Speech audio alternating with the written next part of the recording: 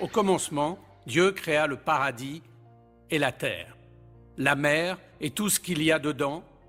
Et depuis le début de la création, l'œuvre de Dieu est vue et connue de tous. Pour toute construction, il faut un maçon. Et pour la création, il faut un créateur. Et tout comme un plan ingénieux révèle le talent de l'architecte, notre univers grandiose révèle la gloire de notre redoutable créateur. Les merveilles de Dieu nous entourent.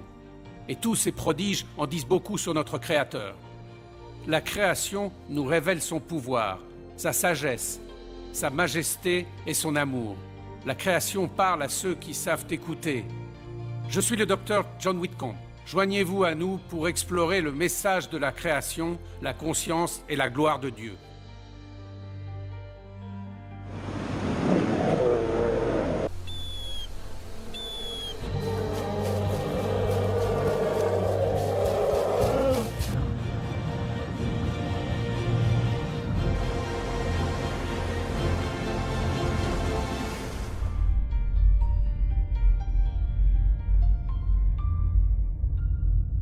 Dieu de pouvoir.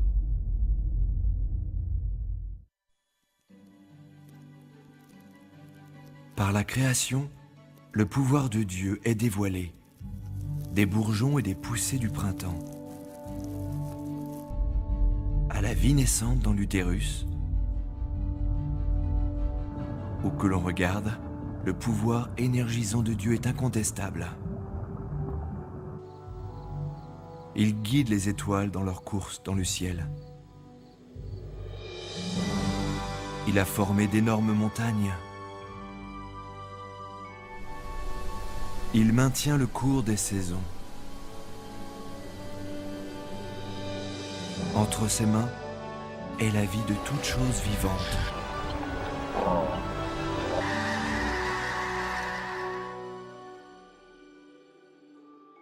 Et le fait que l'on ait un univers nous dit qu'il nous faut un créateur. Parce que vous voyez, l'univers a un début, et cela demande donc une cause. L'énergie dans l'univers a un commencement, et cela donc demande une cause. Certains peuvent dire, vous savez, ok, Dieu a créé l'univers, mais vous avez créé Dieu. Vous voyez, Dieu est éternel.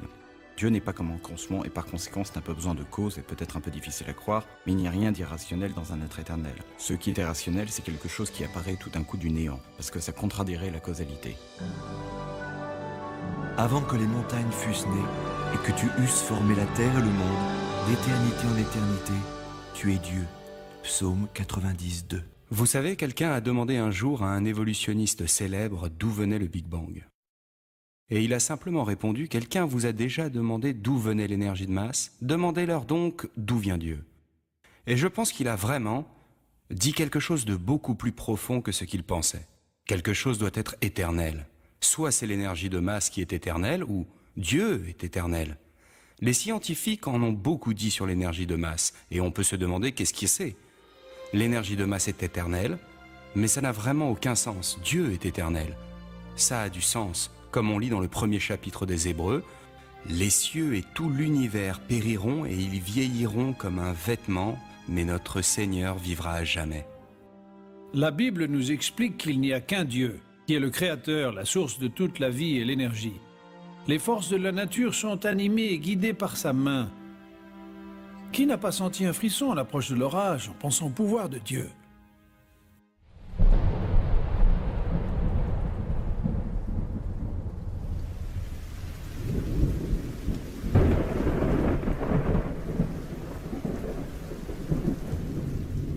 Ces éclairs illuminent le monde. La terre le vit et trembla. Psaume 97:4. Les orages sont une incroyable manifestation du pouvoir du Créateur. Avec un orage, il tombe en moyenne plusieurs centaines de millions de litres d'eau. L'équivalent de la quantité d'eau qui tombe sur les chutes du Niagara toutes les 6 minutes.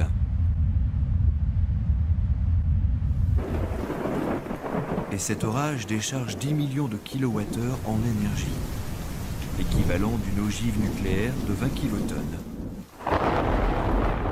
Les plus gros orages peuvent décharger 10 ou même 100 fois plus d'énergie.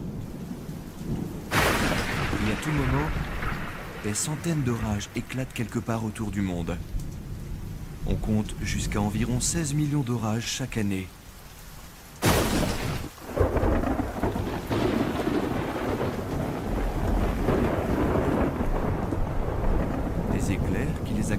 illumine le ciel entier. Un éclair peut tomber à plus de 8 km et contient plus de 100 millions de volts d'électricité, avec des températures approchant les 50 000 degrés Fahrenheit en une fraction de seconde. Plus chaud que la surface du Soleil. En moyenne, on compte une centaine d'éclairs qui frappent la Terre toutes les secondes. Plusieurs millions d'éclairs touchent la Terre chaque jour.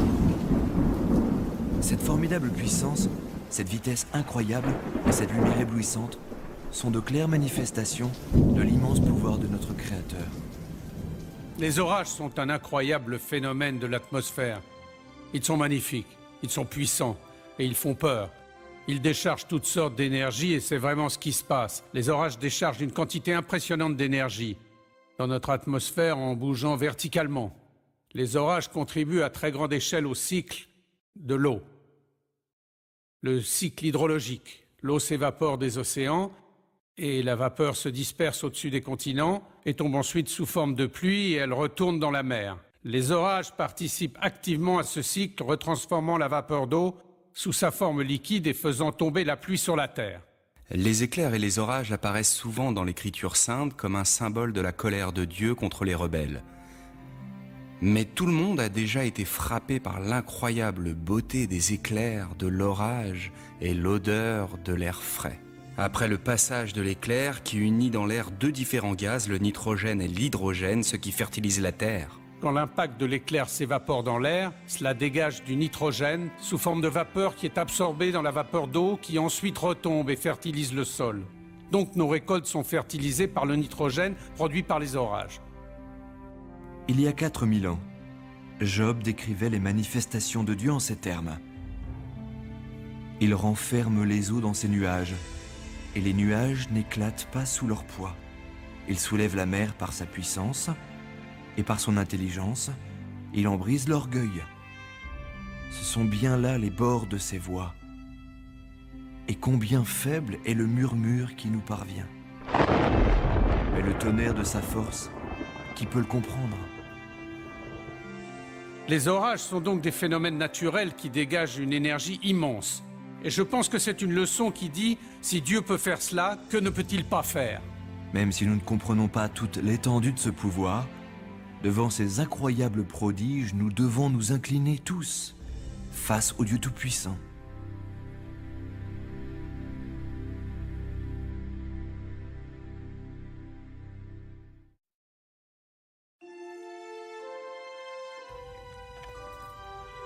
Levez vos yeux en haut et voyez qui a créé ces choses.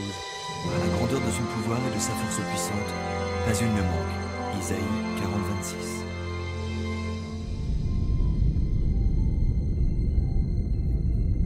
Notre soleil est immense et le débit de son énergie est énorme. Le centre du soleil brûle à plus de 27 millions de degrés Fahrenheit. Il est à presque 150 millions de kilomètres de nous. Mais sa lumière est notre principale source d'énergie. L'énergie part du Soleil à l'incroyable débit de 5 millions de tonnes de matière par seconde. Et ça de jour comme de nuit, année après année. Il y a de nombreux exemples du pouvoir de Dieu dans la nature. L'univers entier a été créé par sa parole. Le psaume 33, verset 9 dit « Dieu a parlé et cela est, il a commandé et cela existe ». Un autre bon exemple, observez notre étoile la plus proche, le Soleil. Le Soleil dégage plus d'énergie en une seconde que ce que l'homme a produit depuis Adam et Ève. Le Soleil dégage en fait son énergie par fusion nucléaire, convertissant l'hydrogène en hélium, à très grande échelle. Et ceci est vrai pour toutes les étoiles dans notre galaxie de la Voie lactée. Nous estimons 100 billions d'étoiles, et au-delà, dans le fin fond de l'espace, il y a des centaines de billions d'autres galaxies. On ne peut même pas concevoir la quantité d'énergie et de pouvoir dont nous parlons ici. Tout ça créé par la parole de Dieu. Le soleil frappe la Terre et cela provoque tout le système de climat sur Terre. Les tornades, les ouragans, les orages, les nuages de pluie, le vent, tout ça est provoqué par l'énergie qui nous vient du soleil. Et l'énergie qui arrive sur Terre est seulement 1 billionième de la quantité d'énergie que dégage le soleil.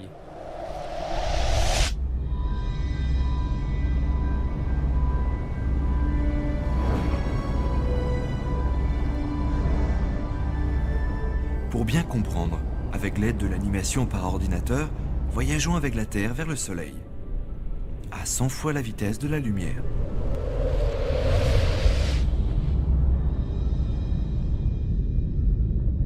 Maintenant, nous commençons à apprécier la magnitude de notre étoile. Plus d'1 million de planètes Terre tiendraient dans le Soleil. Et pourtant, notre Soleil est de taille moyenne. De nombreuses étoiles dans notre galaxie le dépassent. Actarus est la 4e étoile la plus brillante dans le ciel. À plus de 320 trillions de kilomètres, cette géante orange est visible à l'œil nu.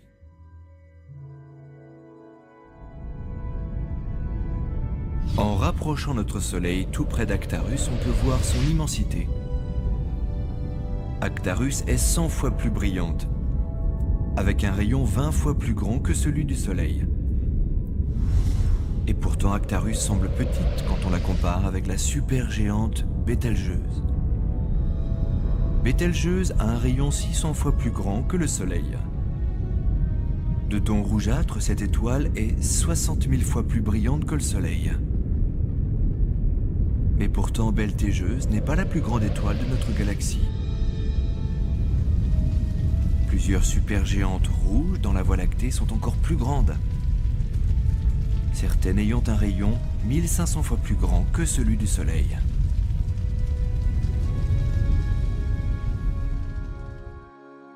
Eh bien, une des choses dans la création qui, je crois, démontre vraiment le pouvoir de Dieu, c'est l'énergie qui dégage les étoiles. Comme le Soleil qui dégage plus d'énergie en une seconde qu'1 milliard de grandes villes sur Terre. Et enfin, s'il y en avait, 1 milliard produirait en 1 an. Et on ne parle ici qu'une du seconde. Vous imaginez, bien sûr, il y a des étoiles qui sont encore plus puissantes que le Soleil. Imaginez toute cette énergie, toutes ces étoiles. Il y a des milliards d'étoiles dans la galaxie et des milliards d'étoiles dans d'autres galaxies. Et pourtant, la Bible décrit la création de toute cette énergie, tout ce pouvoir en une seule phrase. Et il fit aussi les étoiles.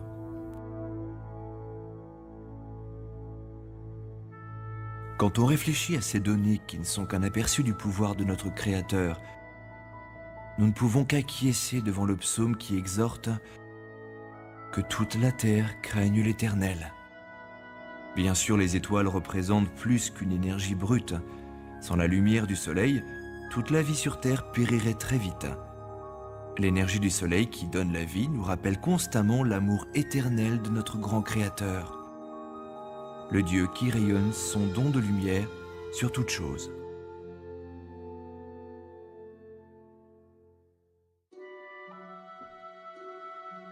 Il compte le nombre des étoiles, il appelle chacune par son nom. Il est notre grand Seigneur, il est tout-puissant, à son intelligence point de mesure. Psaume 147, 4, 5. L'univers visible contient plus de 100 billions de galaxies. Chacune de ces galaxies a un diamètre de millions de trillions de kilomètres de long. Et chacune compte des centaines de billions d'étoiles. Cela dépasse l'entendement, mais on estime maintenant que l'univers compte plus d'1 billion de trillions d'étoiles. Bien avant l'invention du télescope, la Sainte Écriture déclarait que l'homme ne serait jamais capable de déterminer leur nombre exact, car elles étaient trop nombreuses. Bien sûr, le Créateur en connaît le nombre exact, et le psaume 147 déclare qu'il appelle même chacune des étoiles par son nom. Le pouvoir de création lié à chaque étoile, la sagesse qui leur fait maintenir leur course et l'incroyable beauté qui brille dans tout l'univers nous confirment l'amour divin et la grandeur de notre Créateur. Dieu a créé un univers si vaste que l'homme ne peut qu'être émerveillé face à cet univers et à son immensité. Et penser, Dieu, tu es si grand. Et je pense à ce que David a dit. Quand je contemple tes cieux, l'ouvrage de tes mains, la lune et les étoiles que tu as créées, qu'est-ce que l'homme pour que tu t'en souviennes, le fils d'Adam pour que tu veuilles le visiter? Ce que nous savons, c'est qu'il y a des centaines de milliards d'étoiles dans notre galaxie, la galaxie de la Voie lactée. Et on estime qu'il y a plus de 100 milliards de galaxies dans l'univers. Et la Bible nous dit que les cieux sont plus hauts que la terre, et que Dieu vieille au-dessus de nous et qu'il entend toutes nos pensées. Et quand on réfléchit une seconde, qu'on pense à l'immensité de l'univers, que l'on compare à la Terre, elle, tout juste une tête d'épingle en comparaison. Mais quelle est l'étendue de l'univers de Dieu? En voyageant à la vitesse de la lumière, à près de 300 000 km par seconde, nous ferions 7 fois le tour de la Terre en une seconde seulement. Cependant, faire le tour de l'univers connu à la vitesse de la lumière nous prendrait au moins 28 billions d'années ou plus.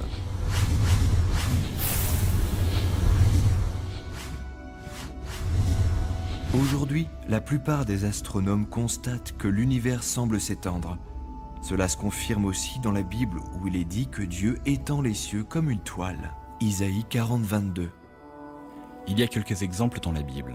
De clairvoyance scientifique est un exemple qui me vient à l'esprit et celui qui apparaît dans un essai au verset 40-22, qui parle de Dieu qui étend les cieux comme une tente ou comme une étoile. Et on peut dire c'est écrit d'une façon poétique, donc il faut faire attention. Et pourtant, au moins 10 autres reprises dans la Bible, on parle de cette sorte d'étirement des cieux. C'est quelque chose qui a seulement été découvert au cours du XXe siècle, quand on a constaté qu'effectivement, toutes les galaxies paraissaient s'étendre et s'éloigner les unes des autres, et que tout l'univers était sans doute en train de s'étirer et de s'agrandir. Juste comme le disait la Bible, et ce n'est évidemment pas quelque chose que les gens aient pu observer de cette époque-là. Ça a donc dû leur être révélé de là-haut. Incroyablement grand, contenant des galaxies spectaculaires, et d'incroyables nébuleuses. Vraiment, les cieux proclament la gloire de Dieu. Psaume 19, 1. Ce n'est pas seulement dans les forces visibles de la nature ou notre immense univers que l'on voit le pouvoir de Dieu, car il existe une énorme incroyable présente dans toute matière, même le plus petit atome, et voici un autre exemple qui illustre le pouvoir infini du Créateur. Réfléchis aux merveilles de Dieu, Job 37, 14. Lors du siècle dernier, les scientifiques ont découvert l'immense énergie présente dans toute matière. L'équation maintenant renommée E égale mc2 affirme que l'énergie potentielle de toute matière est égale à sa masse par la vitesse de la lumière au carré. Une des grandes découvertes du XXe siècle, c'est la découverte E égale mc2. Cette équation, presque tout le monde la connaît, mais ne sait toujours pas ce que ça veut dire. Ça veut dire que l'énergie est une masse. Ça ne veut pas dire que l'énergie a pu être échangée contre la masse, mais plutôt que l'énergie est une masse. L'énergie a un poids. Si vous le mettez sur une balance, même la lumière qui entre dans cette pièce, si je la mets sur une balance, elle pèse juste un petit peu. Au siècle dernier, les scientifiques ont exploré le concept de l'énergie nucléaire, en relation avec l'équation E égale mc2, rendue célèbre par Albert Einstein. Dans cette formule, le m représente la masse ou la matière, et c'est la vitesse de la lumière. Ce que cette équation dit, c'est qu'il est possible de prendre la matière ou la masse et de la transformer entièrement en énergie.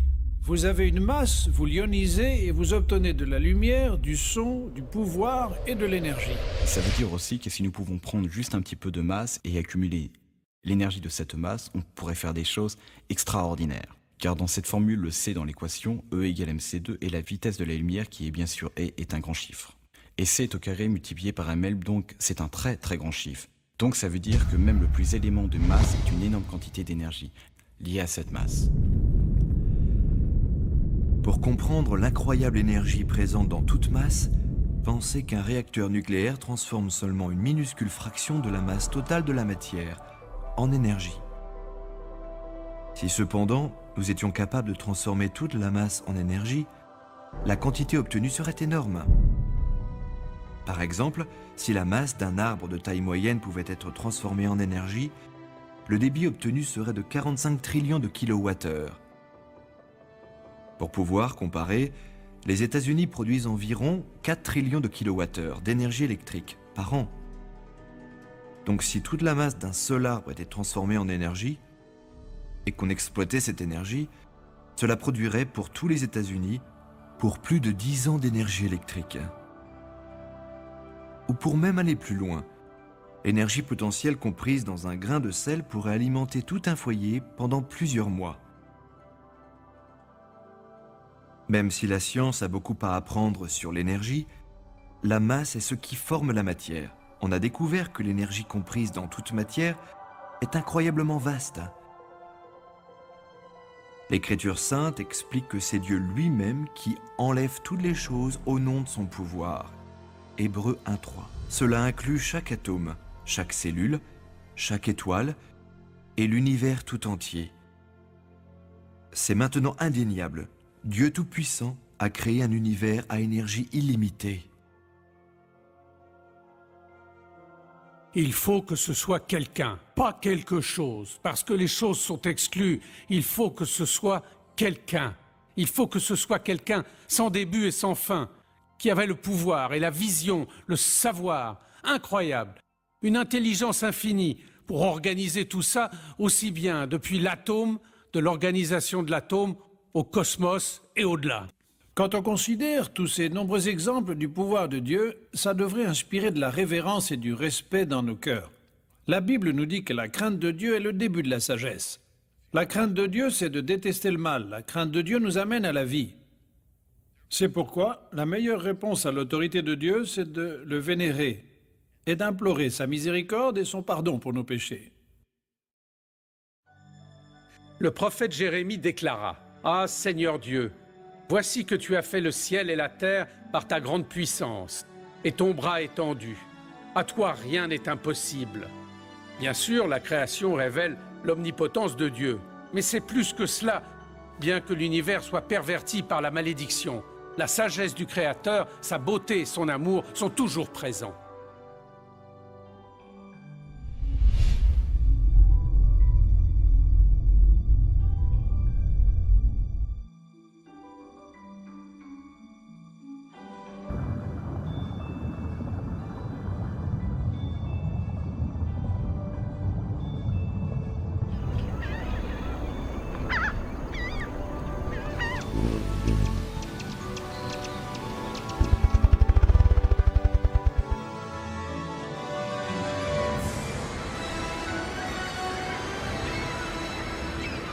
Dieu de sagesse.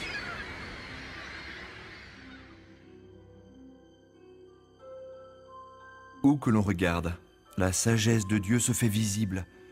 Prenez les propriétés de l'eau. Cette élégante molécule est indispensable à la vie. Alors Dieu, dans sa générosité, a recouvert les 4/5 de la terre avec des ruisseaux, des lacs, des océans. L'eau est parfaitement désignée pour maintenir la vie de chaque cellule et créature. C'est un excellent solvant qui refroidit et transporte. Ou regardez le monde des insectes. Chacune de ces incroyables créatures est dotée d'ingénieuses capacités qui dépassent de loin ce que fabrique l'homme.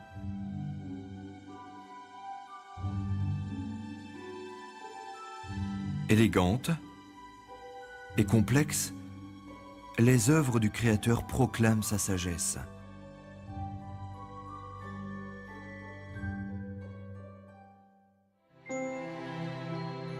Il dispense la neige comme laine, psaume 147, 16. Il y a des milliers d'années, Dieu demanda à Job, « Es-tu parvenu jusqu'au trésor de neige ?» Or, personne vivant à cette époque ne pouvait vraiment connaître les trésors de la neige. Mais avec l'invention du microscope, on peut maintenant apprécier la complexité de ces flocons. Voici de réels flocons de neige qui sont arrivés sur Terre intacts. Les flocons de neige se forment dans les nuages où la vapeur d'eau se condense et se cristallise en glace. Les flocons grossissant, ces formidables motifs apparaissent. Complexes, symétriques et magnifiques. Ils sont incroyables à observer. Si on compare, la neige artificielle n'a jamais la structure élaborée des vrais flocons de neige. Les flocons de neige se créent à partir d'incroyables molécules d'eau. Chaque atome d'oxygène a un petit peu de charge négative et s'accroche à 2 atomes d'hydrogène qui ont un peu de charge positive. Et ils sont en fait de plus de 40 degrés Celsius de différence. Quand la molécule arrive au point de gel soudain, ils arrivent au moment où l'attraction électrique des charges positives et négatives les fait fusionner ensemble. Et c'est la source d'énergie. Ensuite, la forme que Dieu a donnée aux molécules d'eau se transforme pour donner ces magnifiques flocons. Chacun est unique, chacun est le reflet de la créativité de Dieu. Chaque jour, des trillions de trésors transparents de Dieu tombent sur Terre, pour notre joie et découverte.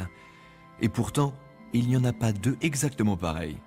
Moi, je crois que Dieu a construit toutes ces formes hexagonales déjà à l'intérieur de la molécule d'eau, parce que c'est étudié de façon à ce qu'ils s'assemblent. Il forme ces dessins hexagonaux, et plus de molécules s'ajoutent et ils s'agrandissent. Et chaque flocon de neige est fait littéralement de millions de molécules d'eau. Et même si chacun se construit d'une façon particulière, plus ils s'agrandissent. Quand les flocons tombent à travers les nuages à différentes températures, plus ils commencent à prendre différentes formes. Et donc, chaque flocon de neige va être légèrement différent par rapport aux autres. Chaque flocon se construit sur une base hexagonale et montre une formidable symétrie dans ses motifs. C'est sûr, le trésor de la neige existe bien, comme Dieu l'a déclaré il y a 4000 ans. Il y a deux choses sur les flocons de neige qui vraiment me passionnent. La première, c'est littéralement leur beauté. Vous les regardez et vous voyez tous ces dessins avec ces motifs plats et toute cette structure complexe. Et puis, il y a plus d'une centaine de types basiques de flocons de neige. C'est juste vraiment magnifique. Et ça me dit quelque chose aussi sur Dieu. Ça me dit que Dieu aime beaucoup la beauté. Et il m'aime aussi parce qu'il a créé toute cette beauté pour que je la regarde. Alors cela résonne en moi. La deuxième chose, c'est la façon dont les flocons sont structurés. Comment toutes ces molécules individuelles s'assemblent en suivant un modèle fixe constant qui revient régulièrement. Et ça me confirme que Dieu l'a conçu. Il y a aussi une interprétation spirituelle. Chaque flocon de neige est complètement différent. Comme chaque humain, chaque être est unique et spécial aux yeux du Seigneur. Comme la main créative de Dieu forme les flocons de neige avec amour, ainsi, il essaie de créer chaque personne en reflet de sa gloire. Comparés au reste de la création, les flocons de neige sont simples. Pourtant, l'attention du grand architecte, même pour les innombrables flocons de neige qu'il forme chaque jour, est une indéniable marque de son amour. Dieu a alors conçu non seulement les flocons de neige, mais aussi d'autres types de molécules, tout type de systèmes, avec des assemblages et des procédés que nous commençons tout juste à tenter de comprendre maintenant. C'est en partie pour ça que je suis un scientifique. Ça me passionne d'essayer de comprendre comment les choses se créent, comment elles fonctionnent, et j'applique des équations mathématiques à tout parce que je ressens que je touche la main de Dieu dans un sens.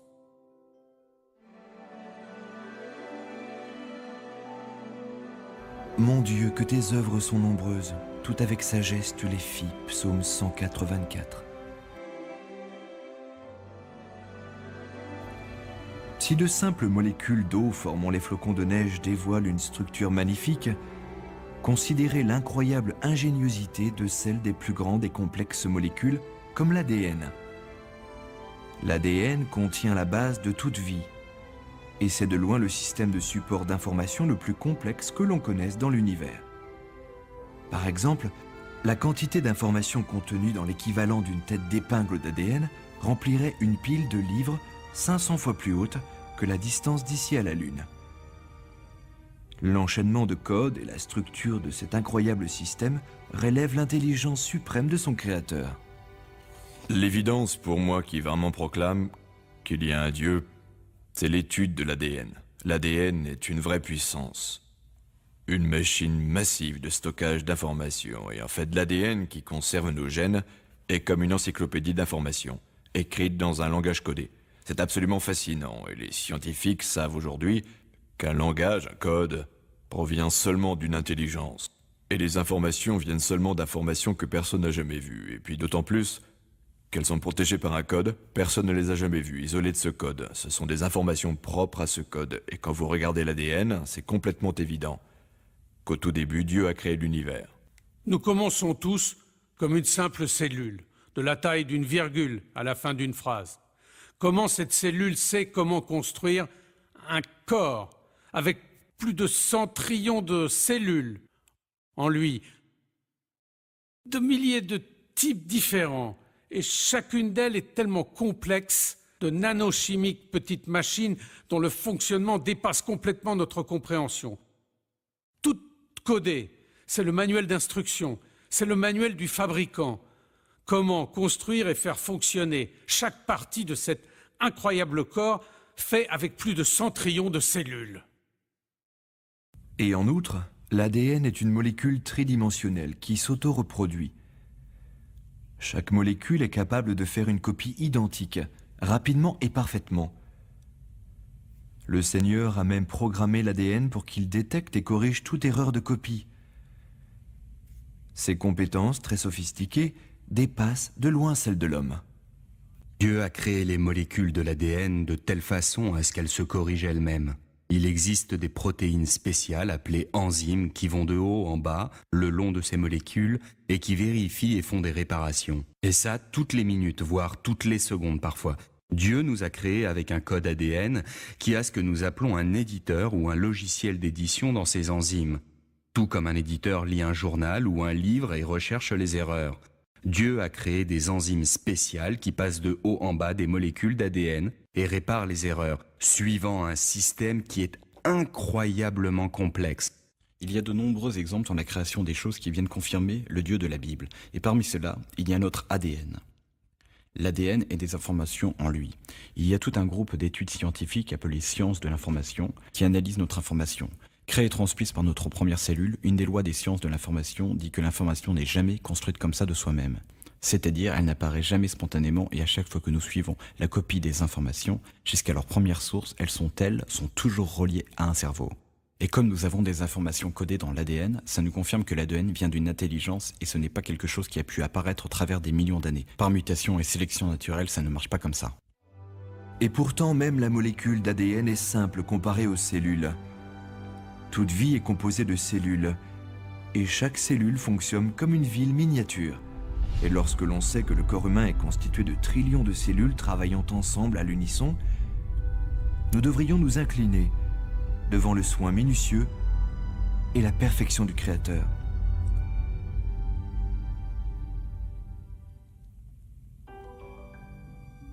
Dieu fournit au laboureur la semence et le pain qu'il nourrit. Corinthiens 2, 9, 10. Chaque graine est un miracle miniature. Dieu a programmé la petite graine du séquoia pour qu'elle devienne le plus grand arbre sur Terre, montant jusqu'à 90 mètres et pesant plusieurs tonnes. Dieu a créé l'humble graine de la pomme pour qu'elle produise de délicieux fruits en quantité tous les ans. Et Dieu a conçu une profusion de graines pour reproduire des fleurs spectaculaires en abondance. Pensez à toutes les variétés de graines. Comme il est dit dans la Genèse, chaque graine produit toujours selon son espèce. Et comme le Seigneur l'a voulu, les fruits et dérivés qu'elle donne ont apporté la nourriture et toutes les ressources nécessaires à l'homme et son environnement. Dans le premier chapitre de la Genèse, Dieu dit que la terre verdisse de verdure, des herbes portant semences et des arbres fruitiers donnant sur la terre selon leur espèce, des fruits contenant leurs semences, et il en fut ainsi. Et donc Dieu a créé la vie avec la capacité de se reproduire selon son espèce. Les plantes produisent les graines, et vient alors la question qui est arrivée le premier, la graine ou la plante? C'est évident que Dieu a créé la plante, avec la graine à l'intérieur. Les graines sont de vrais chefs-d'œuvre de micro-miniaturisation. Dans chaque graine, il y a un bébé, un petit embryon de plante. Elle a déjà des feuilles de former une tige, une racine, entourée d'une capsule qui protège son contenu, sensible à tout un tas de récepteurs, recevant des signaux, des messages de l'environnement. Et elle sait quelle température, quelle humidité, il a fait combien d'oxygène. Toutes ces choses doivent être présentes avant qu'elles ne germent. Et les premières graines fossilisées qu'on a retrouvées ressemblent exactement aux graines qu'on a aujourd'hui. Les graines sont les premières structures reproductives que Dieu a créées le 3e jour de la création et elles continuent à vivre de la même façon depuis et elles se multiplient selon leurs espèces. Aujourd'hui, les scientifiques viennent de découvrir ce que disait déjà l'Écriture sainte. Au cœur de la modeste graine, il y a la vie.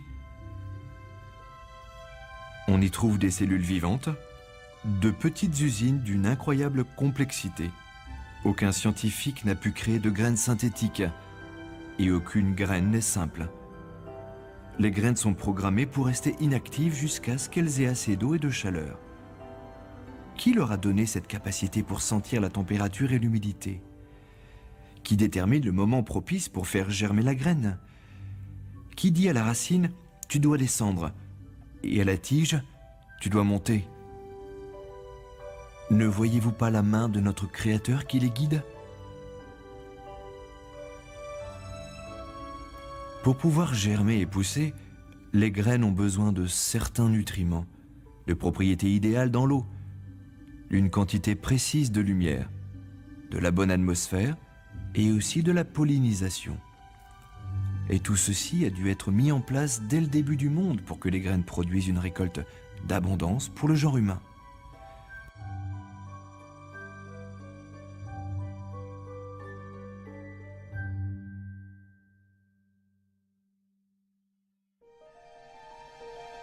Observez les lys des champs. Si Dieu habille de la sorte l'herbe des champs, ne fera-t-il pas bien plus pour vous? Matthieu 6, 28, 30. Quel monde fade nous aurions sans les plantes et les fleurs?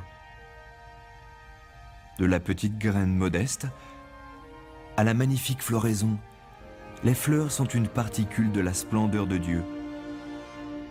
Il y a une grande variété de plantes fleuries qui éclorent tout autour du monde. Et chacune de ces fleurs uniques, ses fruits et son parfum. Et quand elles s'épanouissent, leur parfum remplit l'air. Pensez que chaque fleur produit toujours son propre parfum particulier. Encore plus impressionnant, Dieu utilise les mêmes éléments, terre, lumière et eau, pour produire toutes ces éclatantes variétés. C'est incroyable. Mais certaines fleurs sont programmées pour savoir quelle heure il est. Les pavots de Californie, les belles de jour et les lys communs sont trois magnifiques exemples. Elles s'ouvrent et se ferment avec la précision d'une horloge. Elles sont sensibles à la pression atmosphérique, la longueur du jour, la température et l'humidité, et doivent avoir alors un biorhythme en elles-mêmes. Chaque feuille d'une plante est aussi une merveille. Bien avant que l'homme ne découvre comment accumuler l'énergie solaire, le Créateur a installé de miniatures panneaux solaires sur chaque feuille verte. Quand la feuille grandit, elle est programmée pour faire face au soleil, pour recevoir son énergie. Cette énergie active ses éléments chimiques. Au résultat, le dioxyde de carbone est absorbé, l'oxygène est relâché et l'hydrogène est utilisé pour fabriquer du sucre.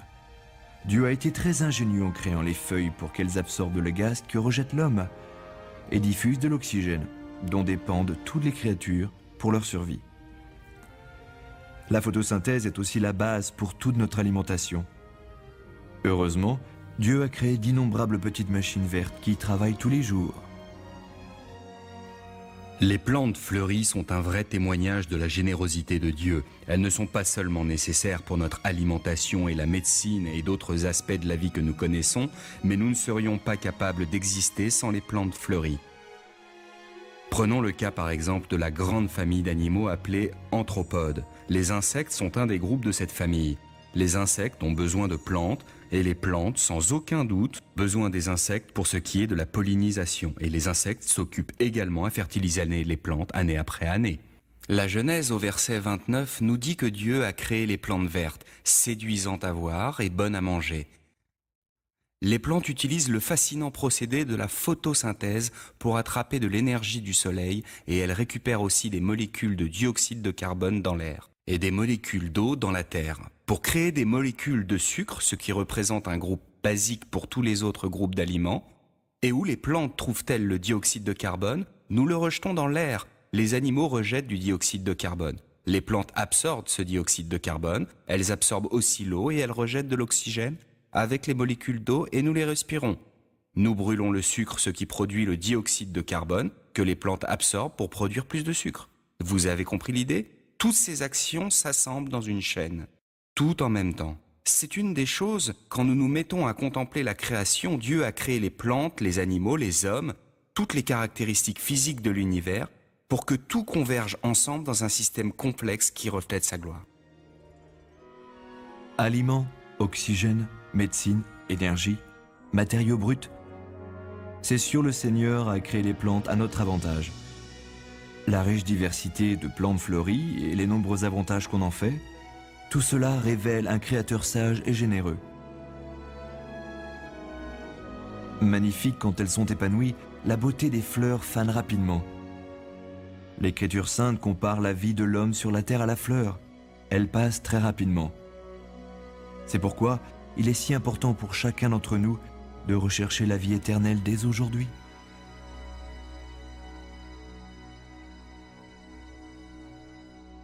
Alors Dieu dit que les eaux grouillent d'un grouillement d'êtres vivants et que des oiseaux volent au-dessus de la terre. Alors Dieu créa tout ce qui est animé de vie, et Dieu vit que cela était bon. Dans le livre de la Genèse, nous lisons que Dieu a tout créé pour que ce soit très bon, même si le péché a depuis souillé la création. Les poissons, les oiseaux et toutes les créatures prouvent encore la bonté de Dieu et sa sagesse. Nous allons nous intéresser maintenant aux incroyables créatures de Dieu.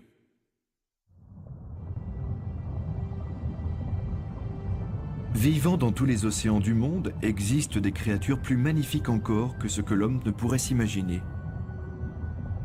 L'immense diversité des habitants des océans montre l'incommensurable ingéniosité de notre formidable Créateur. Et chaque créature de la mer a été conçue avec une incroyable fonctionnalité. Dieu a équipé la pieuvre d'une espèce de jet à propulsion, d'un système de ventouse et de camouflage personnalisé bien supérieur à tout système créé par l'homme. Regardez cette pieuvre géante se transformer en rocher avec des algues. Sa couleur, sa forme, sa texture sont toutes transformées en un instant.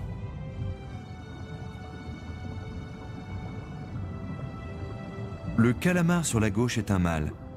Il montre une tache rouge-brune de parade nuptiale vers la femelle, alors que simultanément il montre une tache blanche guerrière du côté opposé pour éloigner les mâles rivaux. Et lorsqu'il change de côté, les dessins s'inversent aussi. Ces signaux doubles simultanés démontrent la supériorité du génie de Dieu.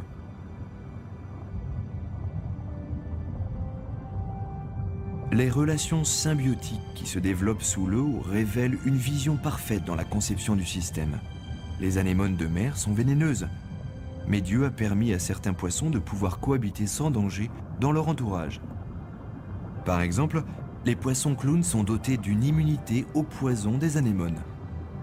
Ça ne peut pas être le fruit de l'évolution, car les générations antérieures auraient péri et auraient disparu avant de développer une immunité qui les protège.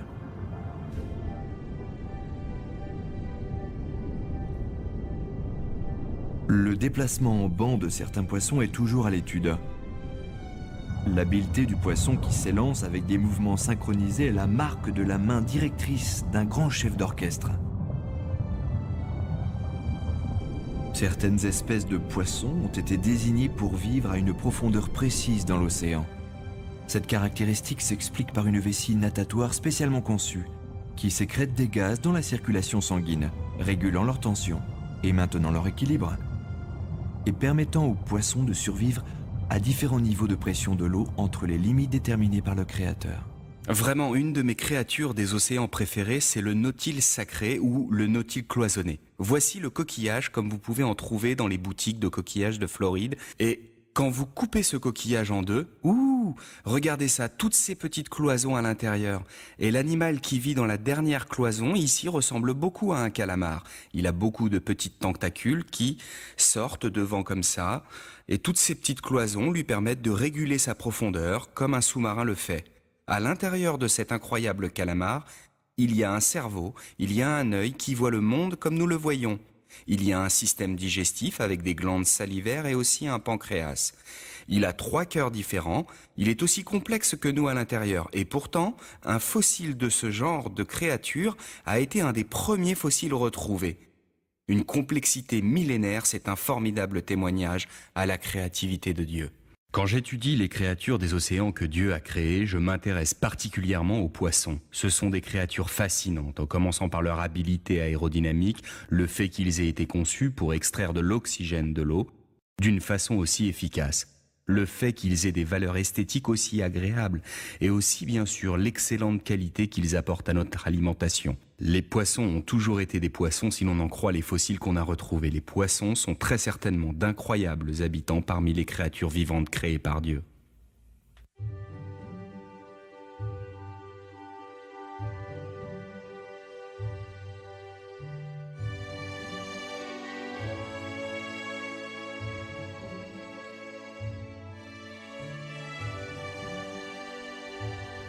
L'évidente sophistication, la variété et la beauté des créatures de la mer proclament un maître artiste a créé toutes ces choses pour son bon plaisir.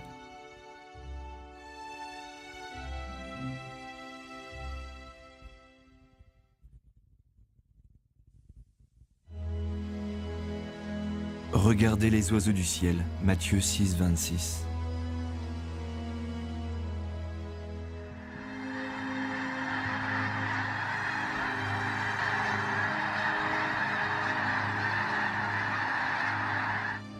Les oiseaux sont parmi les créatures les plus fascinantes sur Terre. On est émerveillé face à leurs couleurs spectaculaires, leur forme aérodynamique et leur habileté à voler avec grâce et aisance. Pendant des siècles, l'homme a essayé d'imiter le vol de l'oiseau. Et c'est seulement au XXe siècle qu'il a réussi à contrôler le vol. Mais toujours, pour essayer de perfectionner l'aérodynamisme de l'avion, l'homme continue à étudier le merveilleux modèle aviaire de Dieu.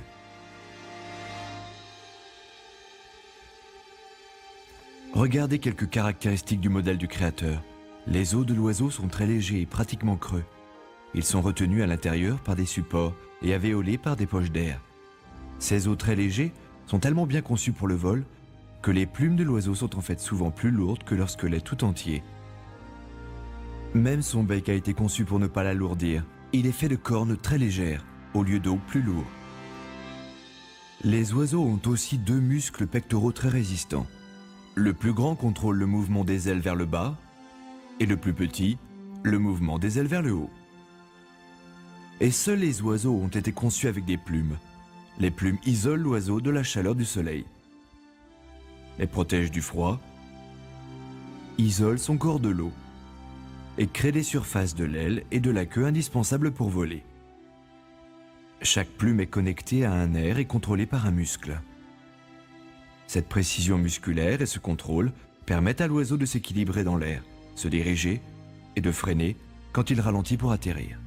Les oiseaux sont vraiment d'extrêmement fascinantes créatures. Ils sont connus bien sûr pour leurs plumes, qui sont un vrai chef-d'œuvre de résistance et de légèreté combinés en même temps. Elles ont un tout petit système de barbules, qui sont un peu comme un genre de velcro, qui les maintiennent tout ensemble. Et les petites plumes ressortent de chaque côté du rachis, et ils peuvent les séparer, les fermer ou les ouvrir quand ils nettoient leurs plumes. Et chaque plume, tout le long du bout de l'aile, a une taille et une forme légèrement différentes, et elles sont toutes connectées les unes avec les autres. Ce n'est pas possible, vraiment. Que les plumes aient pu évoluer dans le temps au hasard, c'est une merveille, un vrai chef-d'œuvre, et c'est un exemple miraculeux de la création.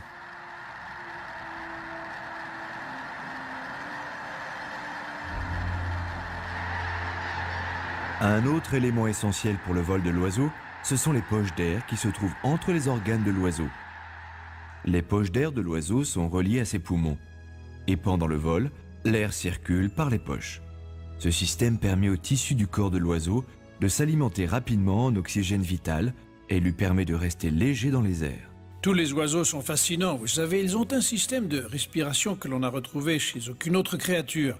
Les poumons de l'oiseau sont un système spécial de double circulation où vous pouvez oxygéner l'air en expirant et en inspirant. Contrairement à nos poumons et à ceux des autres créatures, les poumons des oiseaux ont un double système et en fait c'est vraiment très important. Les oiseaux ne changent pas la taille de leur cage thoracique même quand ils respirent.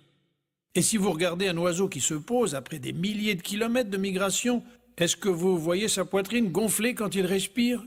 Il reste sans bouger, même s'ils ont volé pendant des heures, et vous vous dites comment respire-t-il ? En fait, l'air circule dans l'oiseau suivant un procédé très particulier, utilisant des poches d'air entre les muscles. Quand l'oiseau vole ou quand il marche, ces poches font circuler l'air. Ce sont de fascinantes créatures que Dieu a créées.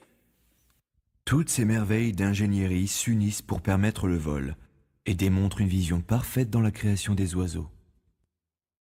Une de ces merveilles chez les oiseaux, c'est leur habilité à immigrer sur de très grandes distances. La sterne arctique voyage d'une zone tout près du pôle Nord jusqu'en bas, jusqu'au pôle Sud et remonte. Tous les ans, maintenant, les gens peuvent faire ça en avion. Mais vous avez peut-être déjà regardé dans la cabine d'un avion toutes ces manettes, ces boutons, ces commandes. Et après, il faut aussi une tour de contrôle pour dire au pilote où il va. Et tout ça tient dans une toute petite partie du cerveau d'un oiseau. La prochaine fois que quelqu'un vous traite de cervelle d'oiseau, dites-lui « Ah, merci !»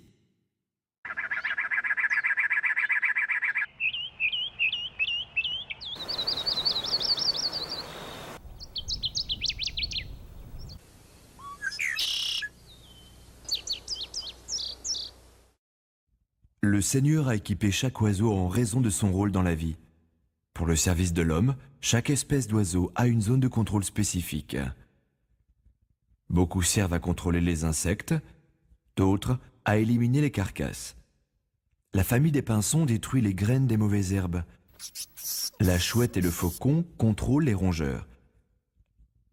Les bécasses ratissent les plages. Les oiseaux aquatiques maintiennent le bon équilibre du nombre de poissons. Le héron contrôle les grenouilles et les serpents.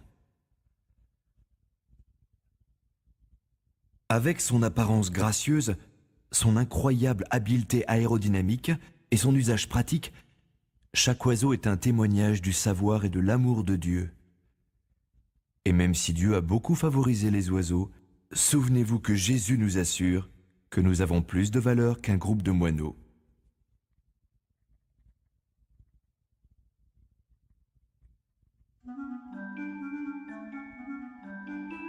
Que toutes tes œuvres te rendent grâce, Seigneur. Psaume 145, 10. Le colibri est une merveille d'agilité de grâce. Ce sont les plus petits oiseaux. Leur nom leur vient du bourdonnement qu'ils produisent avec le battement rapide de leurs ailes. S'élançant de fleur en fleur, le colibri se pose en équilibre dans l'air. Il s'arrête pour siroter le nectar sucré. Et le colibri a été merveilleusement conçu pour cela. Dieu lui a donné un petit corps pour bouger facilement autour des fleurs. Un long bec fin comme une aiguille pour plonger profondément dans la cupule de la fleur. Et une langue spéciale idéale pour extraire le nectar. Dieu lui a aussi donné des ailes remarquablement fortes et un bréchet robuste, ce qui permet à cet oiseau de s'arrêter en plein air et même de voler facilement en arrière et sur les côtés. Bien sûr, toutes les caractéristiques du colibri, long bec, langue spéciale, battement unique et rapide des ailes, ont dû travailler ensemble depuis le début pour qu'il puisse être capable de récolter sa nourriture et par là même survivre. Alors que les ailes de la plupart des oiseaux se plient à l'épaule, au coude ou au poignet, le colibri utilise principalement l'épaule. Comme un hélicoptère, il peut monter tout droit directement. L'esquisse du créateur, cependant, lui permet de pivoter dans toutes les directions. C'est beaucoup plus efficace et de loin beaucoup plus agile que toute machine volante créée par l'homme.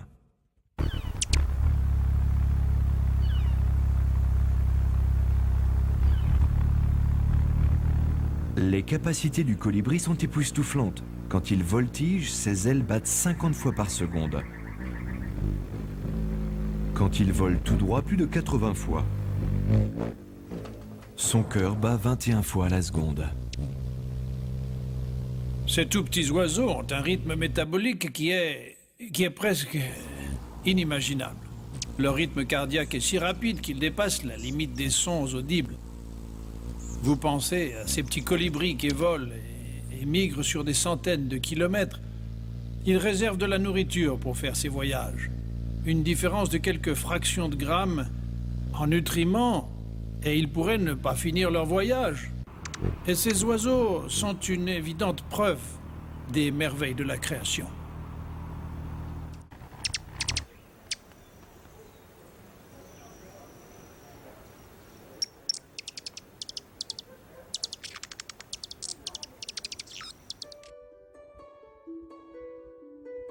Le nid du colibri est une véritable œuvre d'art. C'est la femelle qui en est l'artiste. Elle utilise de la fougère, des graines de pissenlit et d'autres mousses. L'extérieur est décoré avec du lichen, le tout attaché avec du fil de toile d'araignée.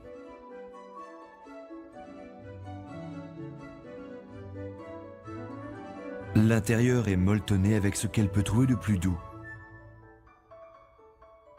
Personne ne lui a enseigné l'art de construire un nid. C'est une habileté divine.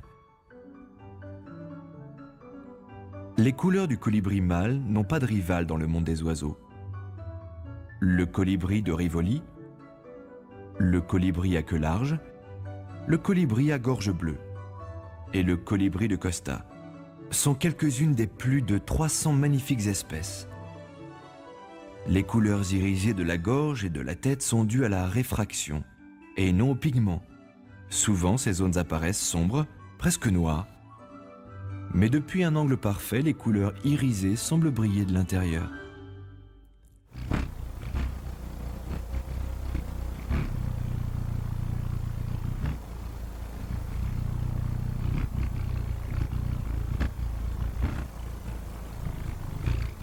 Chaque détail chez ces incroyables petits oiseaux démontre la généreuse disposition de Dieu. Devrions-nous nous dire que le colibri a été spécialement favorisé par le bienveillant Créateur? Non, cet amour sincère s'étend à toutes les créatures. Si nous étudions attentivement toute créature, la gloire du Seigneur apparaît toujours.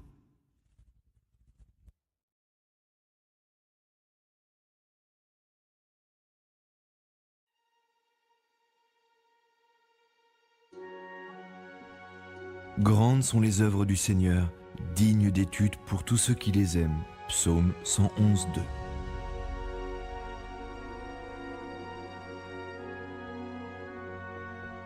On estime à 18 000 les espèces de papillons qui embellissent notre planète. La magnifique coloration des ailes du papillon est créée par des millions de petites écailles. Ces écailles de précision fonctionnent comme des cristaux biophotoniques. Ils reflètent de spécifiques longueurs d'onde de lumière pour produire ces couleurs si brillantes. Derrière ces dessins extraordinaires et ces couleurs chatoyantes, on devine la sagesse et l'amour du Créateur. Une des choses les plus incroyables pour moi au sujet des papillons, ce sont leurs magnifiques couleurs. Prenez par exemple le papillon morpho. Le papillon morpho arbore un magnifique ton bleu irisé, mais quand des biologistes, il y a des décennies de cela, ont essayé d'analyser les écailles de ce papillon, ils n'ont trouvé qu'une cellule de pigmentation. Ils ont trouvé à la place des éléments biophotoniques. Ils ont trouvé des éléments qui sont conçus par le Créateur pour absorber certaines longueurs d'onde de lumière et refléter pour celui qui les regarde. Seulement cette longueur d'onde de lumière dans le spectre d'une couleur de ton bleu-violet. En utilisant un puissant microscope, on a trouvé des éléments qui ne peuvent pas avoir de variation supérieure à 0,0004 mm. Un autre formidable témoignage de la création de Dieu.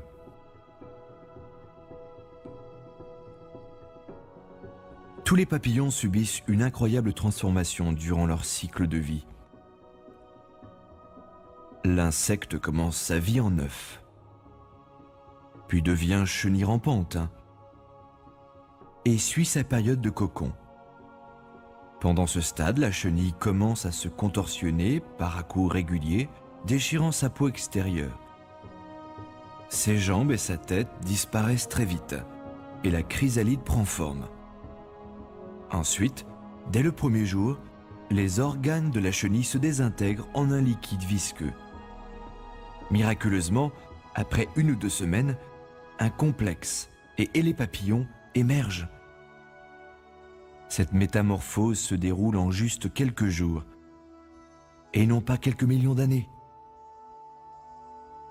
Le papillon adulte a maintenant 6 pattes segmentées, des antennes, un tube spécial pour s'alimenter, 2 incroyables yeux composés, des organes de reproduction complexes et 4 magnifiques ailes. La chenille n'avait aucune de ces caractéristiques. Il est clair que des instructions génétiques pour tous ces stades avaient été programmées chez l'insecte par le Créateur, depuis le début. Quand un papillon se transforme de chenille en chrysalide puis en papillon, c'est-à-dire 2 structures complètement différentes, une structure est pour la chenille et le stade initial, la seule chose qu'elle fait, c'est ramper sur ses pattes, sur des feuilles, elle rampe et elle mange toute la journée, jusqu'à devenir plus de 250 fois plus grande. Mais tout ce qu'elle fait et ça devient ensuite la chrysalide, avec beaucoup de liquide. Et ensuite ça ressort, avec une structure complètement différente. Et maintenant le papillon, qu'est-ce qu'il doit faire? Il est conçu pour voler bien sûr, et la chenille ne l'était pas.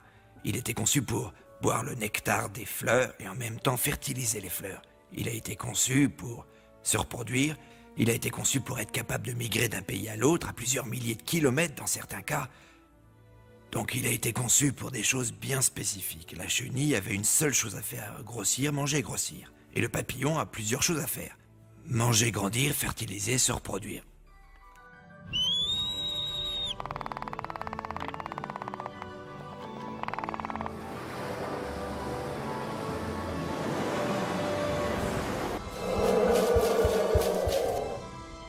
Il y a des milliers d'années, l'Écriture sainte déclarait ce qui était une loi connue de tout le monde.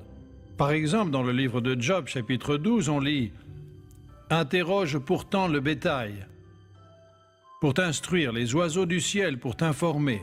Parle à la terre, elle te donnera des leçons, ils te renseigneront les poissons des mers, car lequel ignore parmi eux tous que la main de Dieu a fait tout cela ?» Si on examine les preuves que nous voyons, toutes les choses qui ont été créées, il est très clair dans l'Écriture sainte que ces preuves nous ramènent à la réalité, qu'il y a un Créateur qui a réellement tout créé. Notre grand Créateur nous a donné d'innombrables exemples de son immense sagesse. La fonctionnalité et les aptitudes des créatures de Dieu dépassent notre entendement et nous invitent à d'infinies actions de grâce et adoration.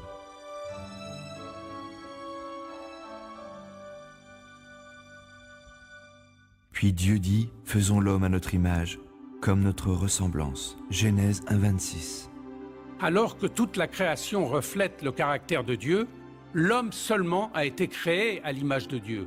L'homme a des distinctions physiques. Son cerveau est un chef-d'œuvre de complexité. Ses mains sont capables de faire le travail le plus précis. Et il marche debout. Pourtant, c'est la nature spirituelle de l'homme qui est spécialement unique. L'Écriture sainte dit que Dieu est un esprit. Et même si le genre humain s'est perverti dans le péché, la nature spirituelle de l'homme garde toujours la trace du caractère du Créateur. Par exemple, l'homme a le libre arbitre. L'homme sait la différence entre le bien et le mal. Seul le genre humain a produit de grands scientifiques, compositeurs, prophètes et poètes.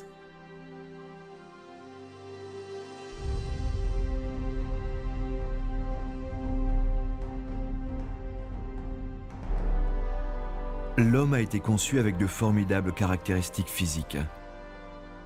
Par exemple, l'œil humain bouge près de 100 000 fois par jour, avec mise au point automatique, et peut gérer 1,5 million de messages simultanément. L'œil se nettoie aussi tout seul, avec des essuie-glaces et produits incorporés. Et l'œil a aussi l'incroyable capacité de se former et de guérir tout seul. De plus, Dieu a conçu l'œil humain pour qu'il soit capable de distinguer des millions de couleurs, et son cerveau de sorte qu'il puisse apprécier toute la gamme de beauté qu'il a offert à la création. La majorité des gens ne se rendent pas compte que l'œil, en fait, fait partie du cerveau. C'est une extension comme un bouton, et chez l'embryon, ces boutons se détachent du cerveau. Et il y a une petite fenêtre qui se développe dans la peau, appelée la cornée des yeux. N'est-ce pas formidable ? La bille de l'œil se trouve précisément où la petite fenêtre se développe dans la peau pour qu'on regarde à travers. L'œil est sensible à la lumière à un niveau qui va de 10 billions à 1. C'est-à-dire de la chose la plus brillante qu'on puisse regarder, peut-être la neige brillant sous le soleil, jusqu'à un seul photon de lumière. C'est la plus petite unité de lumière possible. Et bien sûr, où que vous regardiez, la mise au point est automatique. Les deux yeux regardent le même point, où que l'on regarde. C'est comme quelqu'un avec une paire de pistolets à 6 coups qui pourrait tirer, et à chaque fois qu'il tire, les balles ne font qu'un trou. Instantanément partout. Et c'est ce que nos yeux font. Partout où nous regardons, ils convergent vers le même point. S'ils étaient séparés de juste 1 degré, vous verriez double. Où que l'on regarde, vraiment, je vois des preuves indéniables de l'ouvrage de Dieu. Et vraiment, quand l'homme nie ce fait, il est inexcusable, comme le livre de Romains, chapitre 1, verset 20, nous le dit. Encore plus impressionnant, le Seigneur a conçu tous les sens de l'homme pour qu'il soit intimement connecté.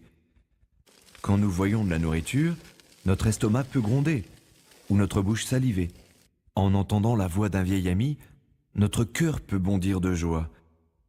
Et un seul arôme de cuisine de notre grand-mère peut évoquer des souvenirs passés. Cependant, les merveilles de notre complexité physique ne sont rien comparées à notre nature spirituelle. L'homme est conscient et il est capable d'avoir du recul sur lui-même. L'homme est conçu comme un être rationnel, doté de la faculté de raisonner et la capacité d'apprendre. L'homme est capable de se souvenir d'expériences passées et sa mémoire lui permet d'être le reflet de la bonté de Dieu. Selon ce qui est écrit dans la Genèse, l'homme a été créé à l'image de Dieu. Cela veut dire qu'il a des attributs, des qualités, des capacités que Dieu lui a données. Quand on lit le 4e livre de la Genèse, c'est-à-dire après la chute, on voit toujours ses qualités et ses capacités. Par exemple, l'homme a pu construire des villes, il peut fabriquer et jouer des instruments de musique, il connaît la métallurgie, il connaît l'agriculture, il peut écrire des poèmes, de la littérature. Et l'homme a aussi été conçu avec une composante spirituelle. L'homme a le libre arbitre et le choix, il a une conscience. Comme vous voyez, Dieu a créé l'homme à part par rapport au reste de la création. Il y a beaucoup de différences entre le genre humain et les animaux. Un verset qui me vient à l'esprit se trouve dans le livre d'Ecclésiaste, chapitre 3, verset 11. C'est le verset qui dit que l'homme est spécial, que Dieu a mis dans notre cœur l'éternité. C'est-à-dire que nous avons la notion de l'histoire, du passé, du présent et du futur. Et ça nous sépare des animaux qui vivent au jour le jour. Nous sommes une création spéciale. Un autre merveilleux cadeau que le Créateur a fait à l'homme, c'est l'émotion. Ça lui donne de la couleur et de la profondeur, des sentiments et la capacité d'être heureux et de rire. Seul l'homme de toutes les créatures de la terre peut apprécier la musique d'une symphonie ou se réjouir de la beauté d'un coucher de soleil. Et seul l'homme est un agent libre et moral, responsable envers Dieu et la société. La seule explication qui rapporte à la moralité de Dieu est le fait souligné dans la Bible, c'est-à-dire que l'homme a été créé à l'image de Dieu. Par conséquent, il est comme Dieu, un être moral.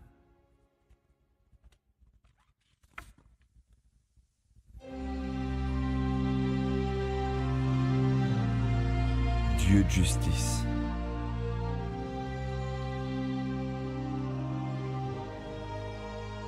En plus d'être tout-puissant et très sage, la Bible précise que Dieu est complètement saint. Il fait toujours ce qui est juste. Dieu ne peut pas mentir, il ne peut pas pécher, et il est toujours loyal et vrai. Comment peut-on savoir que Dieu est juste? L'Écriture sainte explique que le Seigneur a inscrit sa loi dans chaque cœur. La nature sacrée du Créateur est révélée à chaque homme par sa conscience. La conscience est notre connaissance divine du bien et du mal. C'est pour cela que l'homme sait que son Créateur est celui qui fait les lois morales et le juge.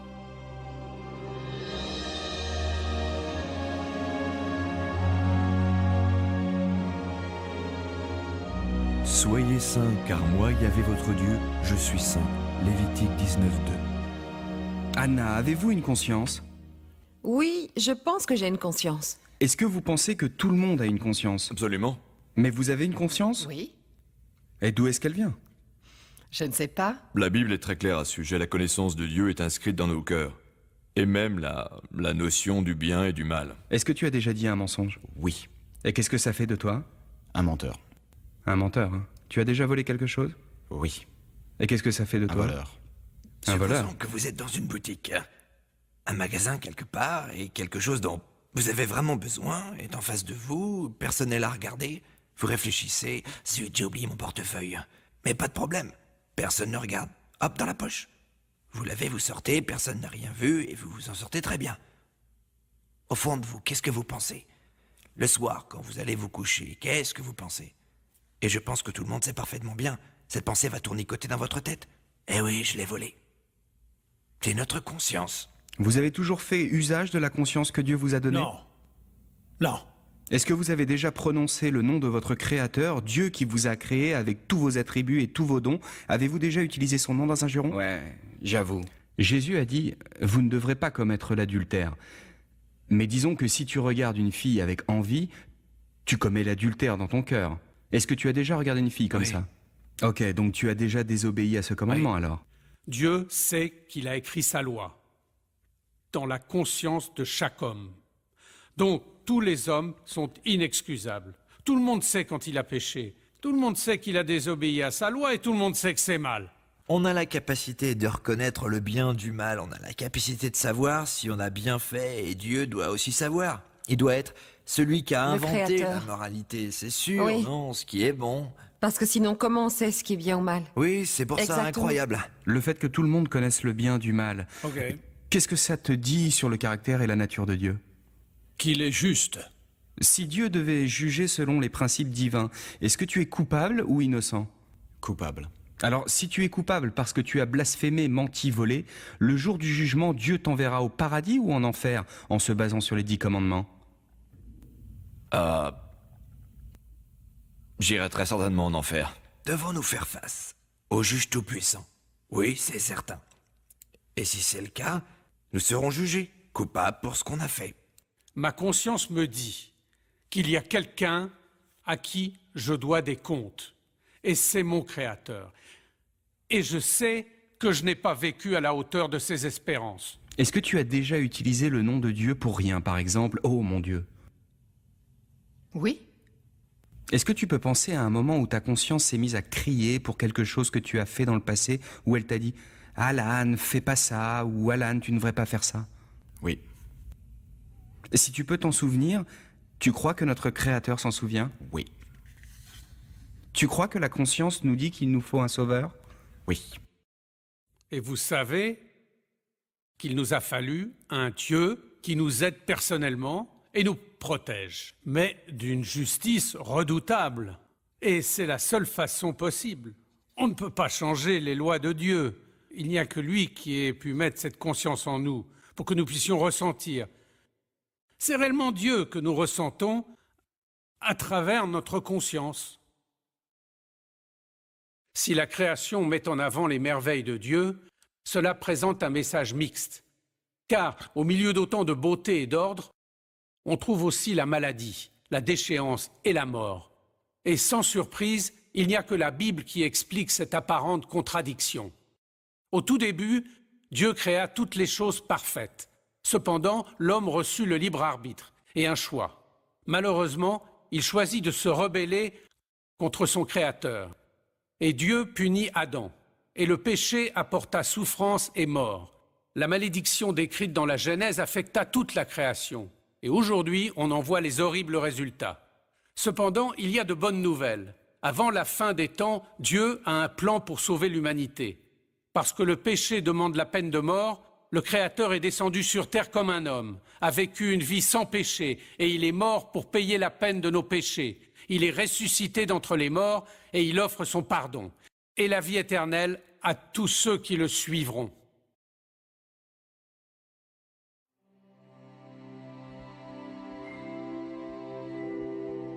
Dieu d'amour, Comme ce film l'a démontré, dans la création, nous voyons la sagesse et le pouvoir, les merveilles de Dieu, son amour pour ses créatures. Mais vous ne pouvez pas le regarder sans penser que quelque chose va mal. C'est comme si nous avions une mémoire profonde dans le fond de la conscience, d'un temps où il y avait un paradis et il est perdu. Dieu a fait un monde merveilleux, tout était parfait au début.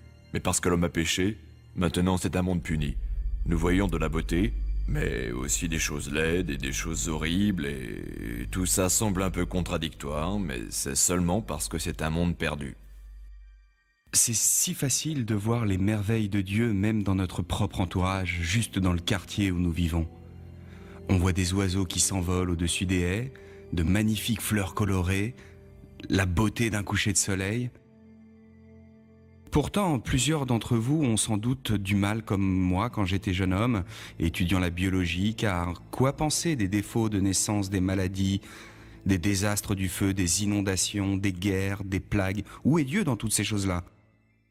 Est-ce que c'est le Dieu des merveilles qui a fait cela? La Bible nous répond très clairement non. Le Dieu des merveilles, c'est celui qui a créé les merveilles que nous voyons, la beauté de la maquette de sa création. Malheureusement, les hommes se sont rebellés contre Dieu. Mais ce qu'a fait Dieu est absolument merveilleux. Même si nous nous sommes rebellés contre lui et nous ne méritons pas d'avoir vécu, nous ne méritons pas de vivre, il est entré dans notre histoire pour devenir l'un de nous. Jésus a dit, Dieu aime vraiment le monde. Aime vraiment le monde. Il nous a donné son Fils unique. Vous donneriez votre Fils en sachant qu'il va être haï et condamné, attaché, mordu, humilié et crucifié? Dieu savait ce qu'il allait arriver. Et je pense souvent à Jésus. Il savait depuis la veille des temps ce qu'il allait souffrir. Certains peuvent se demander si un homme marchant sur les chemins poussiéreux d'Israël il y a si longtemps pouvait vraiment nous sauver de la mort, comme il pourrait vraiment nous donner une vie éternelle. Mais rappelons-nous que le Christ qui est mort pour nous, c'est le créateur de la vie. Quel Dieu merveilleux, le fait qu'il entre dans notre histoire pour venir payer le prix de nos péchés, et il vient nous offrir après ça le salut pour nous sauver après ce qu'on a fait. Parce que quand on y réfléchit, on a commis un acte de haute trahison envers le Dieu de la création. Et pourtant, il nous aime tellement qu'il est entré dans notre histoire pour payer le prix de nos péchés, pour qu'on puisse passer l'éternité avec lui. Waouh, quel Dieu formidable! Selon l'Écriture sainte, le plus grand créateur, ce n'est pas seulement celui qui a tout créé, mais celui qui nous sauve de nos péchés. Jésus-Christ est descendu sur terre, il a vécu une vie parfaite à nos côtés, il est mort sur la croix, son sang a coulé, et 3 jours après, il a ressuscité, il vit aujourd'hui. Et tous ceux qui croient en lui et sentent sa présence, et reconnaissent ce que nous sommes et ce que nous faisons, et demandent le pardon, et se repentissent de leurs péchés, peuvent entrer en relation avec le Créateur, et ce, pour une éternité. C'est ça la bonne nouvelle. Peut-être que la plus grande des merveilles de tous les aspects de la création, c'est que Dieu ne nous laissera pas tomber. Il a envoyé son propre Fils pour restaurer les choses et nous attendons son retour un jour. Et quand ce jour arrivera, les loups et les agneaux vivront ensemble, rien ne sera blessé ou détruit. Et dans toutes les montagnes sacrées, la terre sera pleine de la connaissance de Dieu. Les eaux couvriront les mers et ce merveilleux passage du livre d'Ésaïe. Waouh, l'amour rédempteur de Dieu, c'est la plus belle merveille de toutes. Vraiment, notre Créateur est le Dieu des merveilles. Et la plus grande merveille, c'est son immense amour. L'Écriture sainte dit que Dieu est amour et qu'il nous a démontré son amour envers nous en descendant du paradis pour nous offrir sa vie, pour qu'on puisse être réunis avec lui pour toujours. Jésus-Christ est le Créateur sur la croix. Il porte nos péchés et ressuscite d'entre les morts.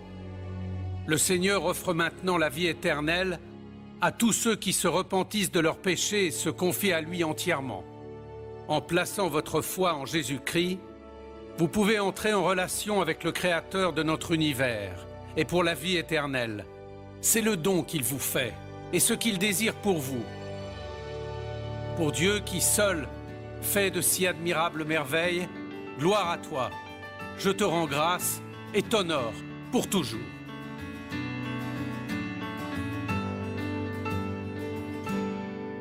Bless the Lord, oh my soul, bless his holy, his wonderful name. Bless the Lord, oh my soul, for his love will forever remain. Your Creator is worthy of praise. Your Sustainer has poured out his grace. He poured out his mercy on those who would fear him. He poured out his love, his forgiveness of sin. Bless the Lord, oh my soul, bless his holy, his wonderful name.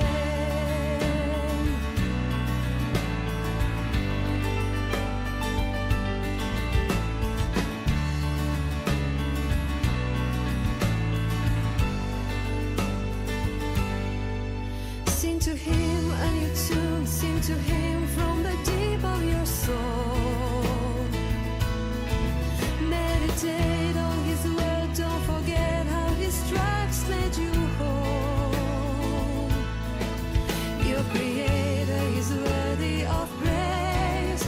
Your Sustainer has poured out his grace. He poured out his mercy on those who would fear